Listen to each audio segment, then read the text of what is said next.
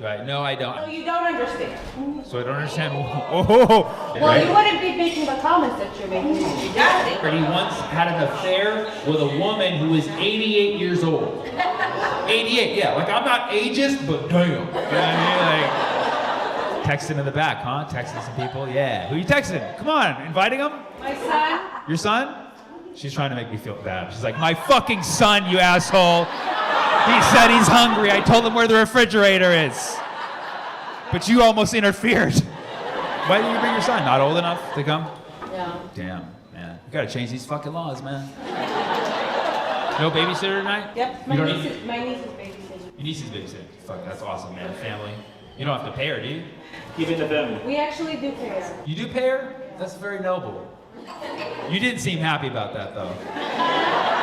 You're like, we actually do pay her. Fuck! We should be getting this shit for free. Why am I texting my son if she's there managing? Talk to the boss. We put her in charge. Now I'm texting the niece, like, you're getting paid too much to not have my son be texting your own. Anybody else here get a babysitter to come here tonight? Yeah, you did? Yes. Awesome. That's cool. Who do you hire for your babysitting? Your dad. Your dad and your mom. Do you pay them? All right, that's fucking right. That's right. When you hire the older people, you don't gotta pay them. These young fucks want money. That's the problem. She's still texting her son. She's like, I'm telling you, I'm busy. The comedian's talking to me. Just. Right. No, I don't. I want to have kids one day. So you don't understand. So I don't understand. Whoa, you got me. Did I say I understand? Well, right? You wouldn't be making the comments that you're making. Exactly. I wouldn't be making the comments if I did understand what? Yeah, that I have kids, and so you would understand why I text. She's a lawyer. Are you a lawyer? Is that usually how you cross-reference? You're like, wait a second, Your Honor, do you understand? Because clearly, if you understood, you wouldn't be talking right now.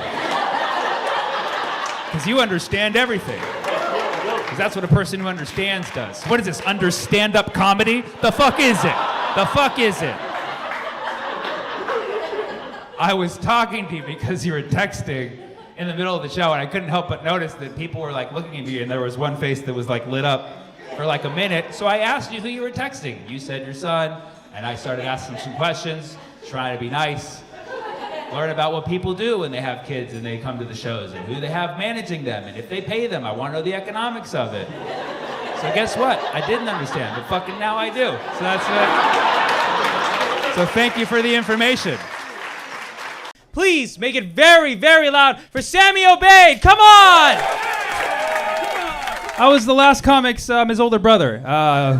His older, shorter, less cool brother. Brown comics. And I'm a brown comics. Fuck yeah. Comics. My guy. Fuck, dude. I love San Francisco nowadays. You know what I mean? It used to be like the PC city, and now like the motherfuckers who can afford it are like, brown motherfuckers! Thank you, bro. Thank you. Support brown comedy. Am I right? Fuck, dude. Oh, and he stood up, baby! Thanks for coming out and supporting local comedians on a Sunday, man. That means a lot.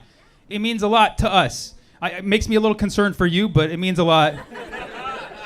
Because we're all struggling right now in some sense, right? I have a side hustle. I'm a fitness instructor. Yeah, I teach a fitness class just for men. We teach men how to not ejaculate inside of women unintentionally. Yeah. It's a lot of hips, yeah. It's called pull-outies. Yeah.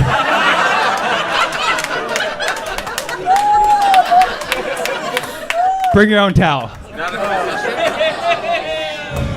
It's a good finish right there, huh? I was watching Fox News because it helps with the writer's block, and did you hear about Florida Governor Ron DeSantis, who filled 2 planes, not one, 2 aircraft with migrants and flew them to Martha's Vineyard as a political stunt, offered them jobs, right? And people were like, that's so funny. That was a good move. Like, I'm going to say that was a little bit fucked up, right? And in September, too, of all months, right? As if September needs another Republican inside job that reroutes 2 planes.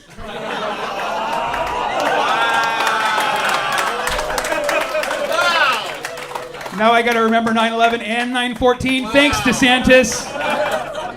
running out of dates here. I'm actually making shirts for the 2024 election. I already made shirts for both sides.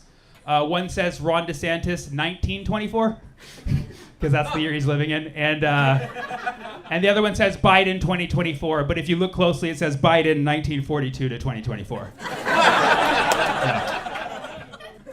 Speaking of good topics that bring everybody together, the Queen died. Some people very happy about that. Noticing a racial trend by my eyes. No, the Queen died. A lot of people very upset. A lot of people cried when the Queen died. I didn't, but I cried when Tupac died. So I get it. Tupac was like the Queen. Yes! Tupac and the Queen, very similar. They don't get compared enough. Both controversial figures, both associated with some international thuggery, and both died by 96. Tupac and the Queen. I know, people get angry, like, how dare you compare those two? Tupac was one of the greats. I know, I get it. Some people are touchy about colonialism. Like, don't worry, I actually stole this joke from an Indian comic, so it's perfectly safe. They're saying that fascism is on the rise in America. But the good news is most people don't know what that means. So, can you be affected by something you don't know what it is? I asked my friend, I was like, do you know what fascism is? It involves the face, right? He said he thought it involves the face. I was like, what do you think about Mussolini? He's like, I love that pasta. This is bad. I want to give a shout out to the people in Iran right now, standing up against their government, protesting the murder of Mahsa Amini. For those of you not familiar, a young woman was killed 2 weeks ago for not wearing her hijab. And for those of you not cultured at all, hijab is basically, it's like a hoodie, basically. It's like a hoodie. I know it's not the best way to describe it, but one of my friends was like, see, that would never happen in America. I'm like, yeah, you're right, because in America, they kill you for having the hoodie on. People are dying over dress codes everywhere. Can't we let this begin the discussion, or at least finish it once and for all, that dress codes of any kind are stupid as fuck? People should be able to wear whatever they want to wear. And I know you're like, Sammy, we can see your outfit. We know you think that way. Because dress codes of any kind, they always come from men, right? Who know the least about fashion.